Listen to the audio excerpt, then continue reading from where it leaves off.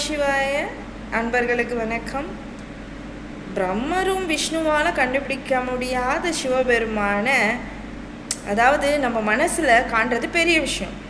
ஆனால் எல்லார் மனசுலையும் அவரை பார்க்கலாம். யார்கிட்டையும் போய் சிவபெருமான் தனிப்பட்ட முறையில் எனக்கு இந்த ராசி தான் பிடிக்கும், எனக்கு இந்த கலர் தான் பிடிக்கும், எனக்கு இந்த சாப்பாடு தான் பிடிக்கும், எனக்கு இந்த அபிஷேகம் தான் பிடிக்கும், யார்கிட்டையும் போய் அவர் சொல்கிறதும் கிடையாது.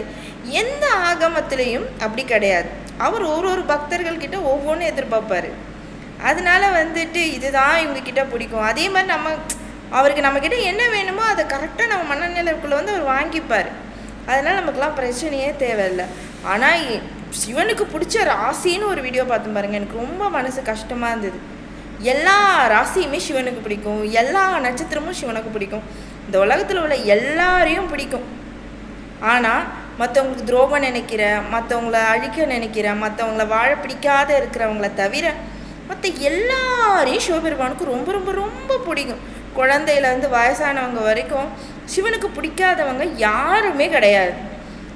பாலாபிஷேகம் பண்ணால் தான் சிவனுக்கு பிடிக்கும், அப்புறம் தேனாபிஷேகம் பண்ணால் தான் பிடிக்கும், அப்படிலாம் கிடையவே கிடையாது. சிவனை ஒரு நிமிஷம் மனசில் நினச்சாலே சிவன் குழந்தை மாதிரி ஓடி நம்ம தேவைகளை பூர்த்தி செஞ்சுருவார். ஆனால் சுத்தமான மனசு இருக்கணும். நீ பூஜை புனஸ்காரம் அத்தனை அபிஷேகங்களும் செஞ்சு மற்றவங்களுக்கு துரோகம் நினச்சிட்டு மற்றவங்க வாழ்கிறத பிடிக்காமல் புறாமப்பட்டு பொச்சற்பட்டுக்கெலாம் இருந்தால் சிவபெருமானுக்கு சுத்தமாக பிடிக்காது. இது நான் சொல்லலை, நீங்கள் சிவபெருமான் கதையை பார்த்தாலே பிடிக்கும்.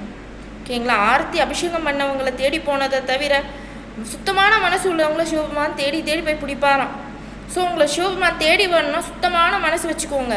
சிவபெருமானுக்கு பிடிச்ச ராசியும் கிடையாது, நட்சத்திரமும் கிடையாது, எல்லாரும் ஒன்று தான் சிவபெருமானுக்கு. தயவு செஞ்சு அந்த மாதிரி வீடியோக்கு லைக் போட்டு ஷேர் போட்டு அப்புறம் ஒரு சில அந்த ராசி லிஸ்ட்டுக்குள்ளே வரலான்னு வச்சுக்கோங்களேன், ஃபீல் பண்ணுவாங்க.